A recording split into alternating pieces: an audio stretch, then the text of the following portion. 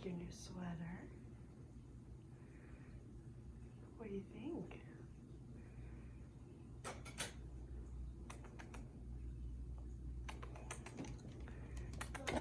Hi. Come here. Good girl. All right. Do you need a treat? Let's get you a treat.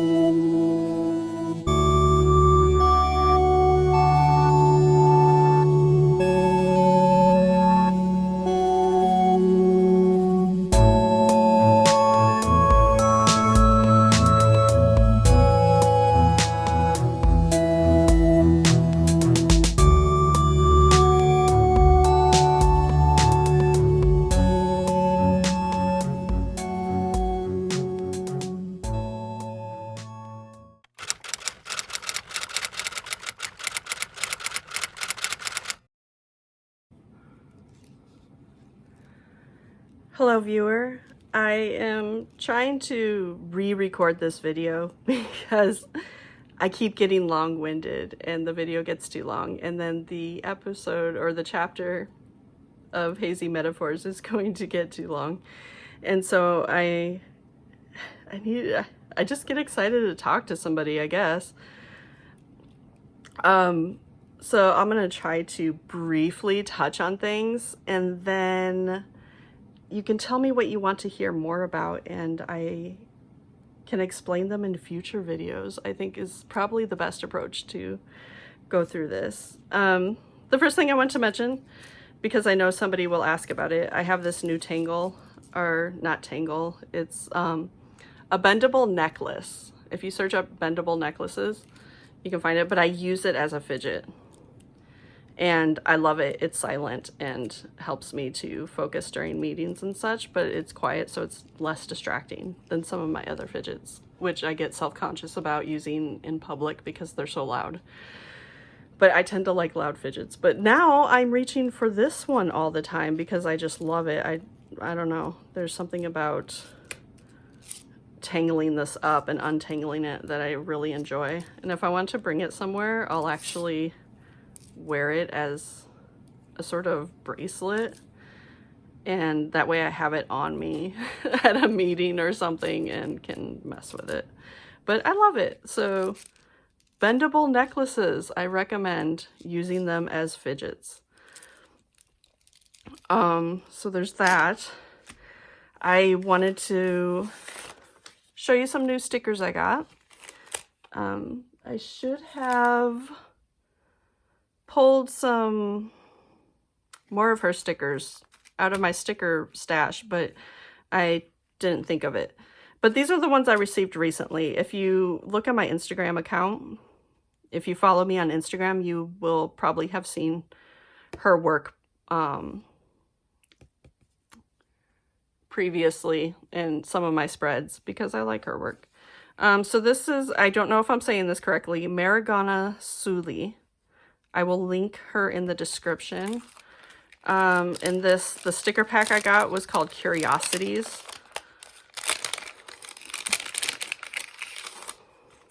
And this is what it looks like. Very gothic-y looking. So right up my alley. I love it. And there's Boo. I think that's what his name is Boo. Shows up in a lot of her stickers and different scenes and things that she makes, and I love Boo. And whenever I make an order with Marigana Suli, I get this little thank you card that has some free stickers on it. These are stickers. Isn't that cute? The last time I ordered stuff, they were like winter stickers, and so I got some free wintry stickers, which was fun. But anyway, Marigana Suli, if you like that sort of art, I will link her shop in the description. That's her sort of business card. It's on a postcard. Isn't that cute? I love it. Some other things. I have an artist wall in my bedroom, just on my side of the bed, and then my spouse has one for him on his side of the bed, and we just put up prints of artists that we like, and just to sort of have a way that's not on a screen to consume that kind of thing, and it makes us smile, it makes us happy. And also we're supporting the artists we like. This is from my husband bought, because my spouse and I, we both have on our notes apps a wish list of things that we keep track of things we want to save up for. And because we give ourselves an allowance a little allowance of money that we can spend each month with no questions asked. It's just our personal spending money. And so things that we're saving up for, we'll put on those wish lists, and we share those wish lists with each other. So if we ever want to buy a gift for the other person and we're not sure what to buy, we can consult those wish lists. And so I had some Deborah Sheedy, I don't know if I'm saying her name correctly, prints on my wish list that I wanted to buy for my artist wall, and my spouse bought me a print for Christmas, and which I'm very excited about. I can't show you the print because it has some nudity in it, and I don't know if YouTube will get mad at me. It's kind of blurry, like you can't make out a lot of details, but it's very obviously the subject that she photographed was nude. And so I don't know if YouTube will get mad at me if I showed you that print, but I can show you her. I taped it on this paper, but this is her business card, and you can see her style. Isn't that beautiful? Sort of like a gothic heroine type style, which I love. And that's the back of the card. I love that this comes from an animation she did. I saw on Instagram, and I loved it. And because she does animation too, and she does music and all sorts of things. So I will link her Instagram and her shop in the description so you can check out her work if you like that sort of style. But that's the style of it anyway, even though I can't really show you the print because I don't know how YouTube will take that. And then I had these prints printed off. These are taken by another photographer I enjoy, which is my spouse. He is a Game Boy photographer. So I don't know if you remember, well, it depends how old you are. If you're a lot younger than me, then you won't have any memory of this, but there were these handheld gaming systems called the Game Boy, and they came out with a camera adapter you can put in them and take pictures, and they were the first consumer available digital camera to be on the market. So it's sort of like, you know, the first digital camera, or at least available to consumers. And so my spouse just thought that was kind of cool, remembered he liked playing with it as a kid, and so he's been doing photography with that. And his photography and his modifications of this camera have been in museums in different countries around the world and stuff, so he's kind of a big deal. If you run in that sort of niche circle of Game Boy photography or digital photography. And he's also been on various tech news sites, and also been in The Verge for some of his modifications because they're pretty cool. I will link his stuff, even though Instagram decided to kick him off, kick him out of his account and not let him back in. So we don't know what's going to happen with that, which is really irritating. But I have been making habit trackers. I use my own habit trackers all the time in my Hobonichi Weeks, but I finally made some that I could print on these labels. I got these custom labels made that can be used in my weeks, and I use them for, I can show you. So you can see it here. So this size label just fits nicely right here, which is what I wanted. So I had these labels custom made. You can have, you know, whatever size labels you want made at avery.com. And so these are 1.5 inches tall and 2.5 inches wide. And yeah, and then I printed my habit trackers on there. And then I printed out some archive labels to use for notebooks, for my commonplace notebooks, to archive them. And they're based off the Midori ones. So it has the content, volume, date started, date finished, and then a place for notes down here. And again, they fit on the same size labels. I think I might make these available in my shop. And if I charge for them, it'll be really cheap. And I might make them free for a limited time. If I do that, I will put it in the community on YouTube and my social media places to make sure people get a chance to snatch them up. But I may charge a little fee for them just to make some money to go towards the planners I want to have printed off that I'm designing, which I will give more information on that later. You can see the archive label actually on this notebook. That's how I use it. So I'm pretty excited about that. And in here, so my 2024 system, I have my Hobonichi Weeks. And in here I have my word of the year, which is awaken. And I say word of the year very loosely because it's just like my word for now. But I call it my word of the year because at the beginning of the year is a good time to rethink what word you're using to focus on. But because the new year happens in the winter, so it's not really a good time, at least for me, to be setting goals and to be going after those goals hardcore. I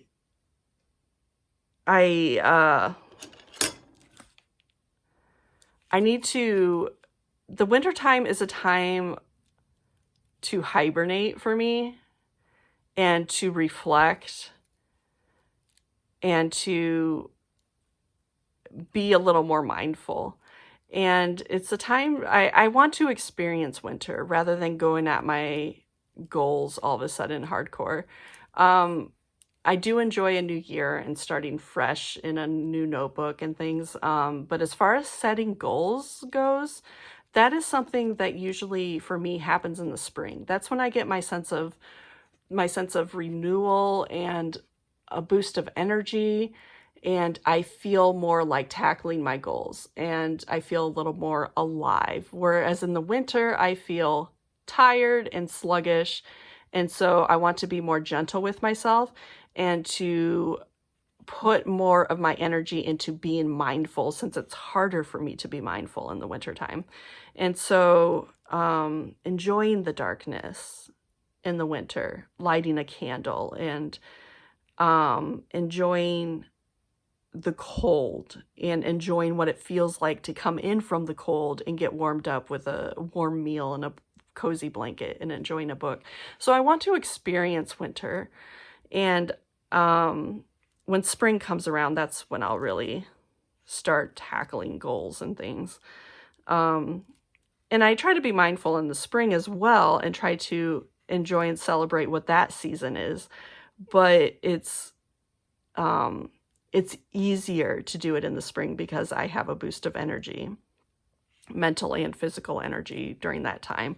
Whereas in the winter, I have to put more effort into being mindful because I'm so tired. My body just wants to hibernate. I also have the gloomy card, a place to put the gloomy card that is resonating with me at the moment. And I put the social media one here because, again, I'm trying to be more mindful. And so I want to be mindful of when I'm scrolling too much on social media, and the little reminder to get out and walk each day and to look at things and do things that don't involve a screen is just, I think, a good reminder for this time of year. And then I have my Dopa menu, which somebody commented is just too cutesy of a name for it, although it's a good idea, they said.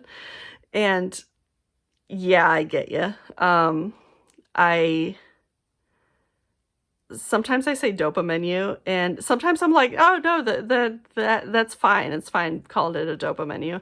And other times I kind of cringe when I say Dopa menu. I don't know. I go back and forth on whether I like that title, but I keep using it because that's what originally it was titled, on How to ADHD, which is where this idea comes from. And I like that it's put into a menu style because, first of all, what this is it's to replenish dopamine so I can get the motivation to do things. And I have a hard time, when your dopamine is low, it's harder to make decisions, and it's harder to make good decisions. It's easy to reach for your phone and just scroll and endlessly scroll. Even if you're not enjoying it and you know you're not enjoying it, it's hard to break away from that cycle when your dopamine is low. And it's hard to remember and to recall the things that replenish your dopamine and to do what you need to, get what you need. And so having this in a list is very helpful for me, because then I don't have to try to recall it on my own during a time when recalling things is extra difficult. And then making decisions during those times is also difficult. So it's divided up into appetizers, entrees, sides, specials, and desserts. So I know what type of activity I need, and then I can, if I'm really struggling with making a decision, I can just put my finger down and be like, oh, short walk, that's a good appetizer to get a boost of dopamine. So just real quickly, and I can go through this concept in more depth and with how I use it if people are interested. An appetizer is a short activity that replenishes your dopamine. And these are shorter. They can be done in between tasks. So if you need to transition from one task to another, like I do, because regulating attention is difficult, then appetizers are a nice way to do that. But they're like, if I'm short on time or really low on energy, I turn to my appetizers because they're just sort of one-offs. Like, they're simple things like cup of tea or coffee, experience it. So reminding me to be mindful as I drink it, and just really feeling the warmth of the cup in my hand and experiencing what it feels like to drink a warm drink, especially in the wintertime. And things like that. Entrees are bigger things that really fill the bucket and really replenish that dopamine. And they're good to schedule into your routine every so often, making sure you're doing one of these like once a week or so. And they're things that make you feel alive, and so that you want to make sure you have access to that easily. So when you're low on dopamine, you can easily get to it. And sides are things that can be done alongside a task. So for example, listening to an audiobook. I can do that as I'm cleaning the kitchen or folding laundry or something, or talking with someone. So body doubling is helpful. Using a visual timer is helpful for me, or sometimes using a fidget if I'm at my computer doing a task. Specials are things you can only do once in a while. And things like, I have Rent a Cabin on here. That's something that really replenishes my dopamine, but I cannot do that just whenever. So I will do that once in a while, like 1 to 2 years. Desserts are things that don't really replenish dopamine all that much, and you're running out of dopamine. It's being depleted faster than it's being replenished when you're having dessert. And it's not that you should never have dessert. Having it once in a while is fine. It's just good to be mindful that what you're having is dessert when maybe you need an entree or something. And so it's just sort of a reminder that, okay, these things aren't really good for me, but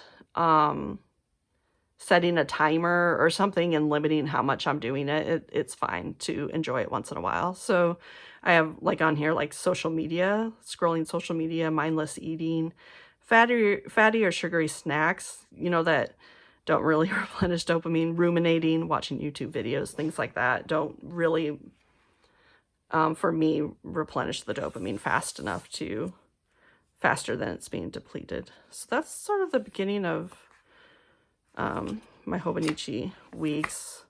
I have my therapy reminders here. So things I'm working on, because it's so easy to work on something in therapy and being like, okay, I can do this. And then you walk out of therapy and then you just go back to your old habits. So I like having this here just to remind me what I'm working on. And I've kind of gone through the back, and I can do a walkthrough of the back again and how I'm using it sometime if people are interested. But that's my Hobonichi weeks. For my commonplace book / journal, I'm using this traveler's style notebook. I have this little charm that I'm really enjoying on here. You can see it's kind of getting bulked up a little bit. And inside, I don't know if I'm going to keep it like this. I just one night just printed this stuff off and was having fun with it. So this is what I have so far, and I have this as sort of like a dashboard. It says, "This is not your grave. I am very young and still learning how to live. Do it scared. Assume the best. Write everything down." Which is a good reminder, I think, going into the new year. So I put that there. But this notebook is a notebook I designed, and it's designed to go into a traveler's style notebook. And I'm testing it out before I make it available to anybody else to make sure the paper is usable. I can go through my dot system sometime if people are interested. So let me know if you're interested in the dot system. But that's what it is if you want to see what I use my dots for. And then it has an index here. And then it goes into these pages, and these pages have, I think I've shown this on here before, but they have margins, and it's grid paper, and they have page numbers, which is what I wanted in a notebook. I start off by putting my intentions, and then I have my January sort of cover page, and then I go through and do my commonplacing and reflections in here, and morning pages and such. So far, there's not much in here because I just started it. But that's that. Yeah, and then I just, again, this isn't the final setup. I've just been throwing things in here. So I have some washi, my dot stickers, stencil, double-sided tape, some pretty sticky notes. And I have this, I'm going to put ephemera in here from my crow book. I have a folder and a zipper pocket, and that's my, this isn't the Traveler's Company one. I got this for Christmas, and it came from Etsy, because I don't like the little trinket that goes back here on the Traveler's ones, because the Traveler's Company ones, because I find it's hard for the notebook to then lay flat. So I didn't want that thing there. So finding a notebook without that. The one downside I will say to this is that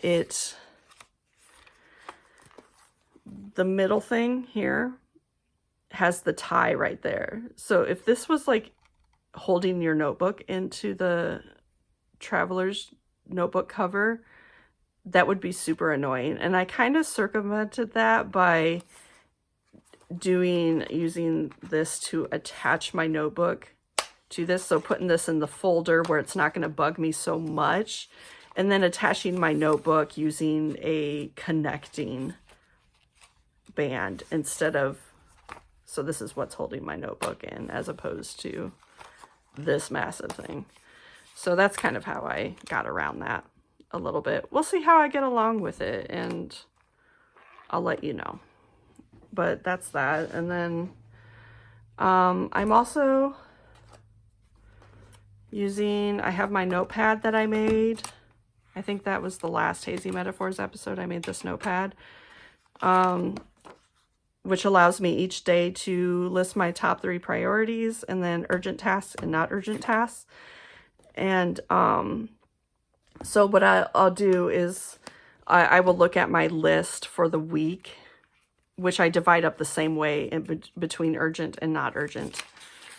So you can see urgent, not urgent there. And I have my top 3 priorities. And I will look at that and figure out how I want to prioritize that and what I'm going to work on for that day. And then I will prioritize what needs done that day. And then sometimes I need it broken down even further than that, because looking at a massive list like this can be overwhelming. And so that's when I turn to my bullet journal, and that's just a message saying this is very private and burn it if I die or something, because I don't want people, this isn't something that I want people rummaging through, because some of the things are super private in here. But I'll show you a page that isn't so private. And I just, what I'll do, I haven't done one for today yet, but if I'm overwhelmed, I will list just 3 tasks that I want to focus on. And then when I finish those 3 tasks, I will list 3 more tasks. And then so on and so forth. So as I complete tasks, then I add more on there. And so it helps me to put in order my priorities in order that I want to do them, but to also not overwhelm myself by having a long list of tasks. I only have 3 things on my list that I look at. So this is actually what I carry around with me throughout the day. And I make notes about how I'm feeling, how tired I am, and things like that, or personal notes when I'm thinking about. And things that are extremely personal go in here instead of going in with my commonplace journal reflection pages, those kind of things. So if it's extra personal, it goes in here. And just random things. This is just sort of a brain drain notebook. But that's my bullet journal. So you won't see a whole lot of that just because it's so personal, but that's what I use that for. I think that's everything I wanted to touch on during this video. And we are in the middle of a snowstorm. Not in the middle of it yet. We just had a snowstorm. And then, so that's why the footage this time around isn't as interesting, and I'm not doing a whole lot of stationery stuff. My daughter's been home because of the snowstorm, so school's been canceled. So I've been spending a lot of time with her, and I don't record really that much when she's home with me, and I definitely don't record her. I always edit her out of these videos for personal reasons. One thing is that she doesn't want to be in them, and I want to respect that, but also I don't want her in them for personal reasons. I can go into that sort of philosophy sometime if people are interested, but yeah, so I haven't had a lot of time to record things or do things that I would normally try to get done during a normal Hazy Metaphors video, such as homemade stationery stuff. That's why this video is a little different. I am planning on going to a bookstore today before the next storm hits. It's supposed to hit tonight, unfortunately. I hope it passes over us because I'm supposed to go to work tomorrow for an in-service. And I want to go to that because I work for a community college. I've been off a month, so without pay. So I need to get paid. And so I'm hoping I can make it tomorrow.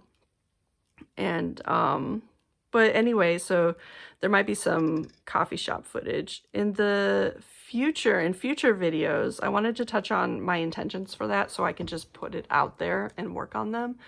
But for future videos, I do want to do some recording of decluttering the house for people who are interested in that.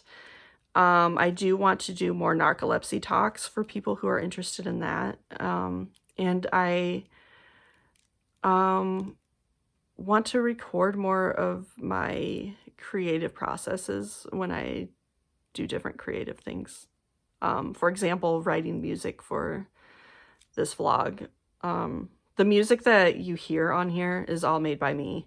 So if it's awful, that's because I don't know much about music theory.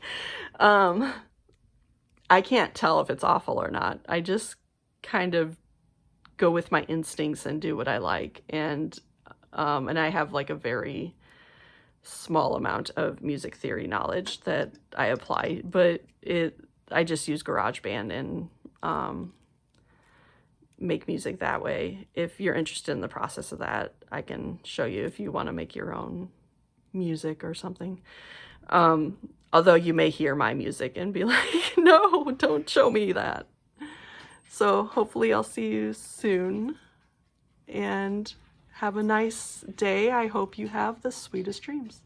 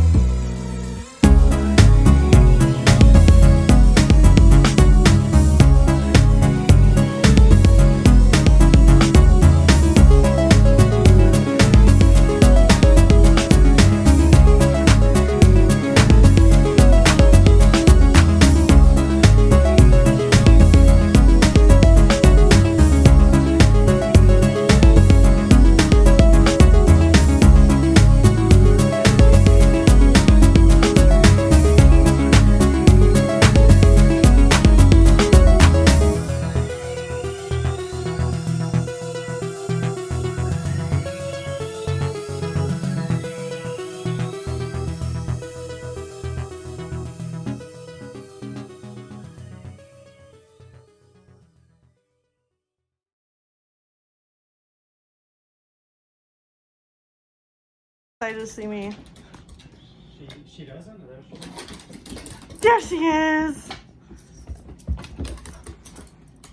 Hi. Did you miss me? Did you miss me? Where's your sweater? Where's your sweater? Is you a good girl? Is you a good girl?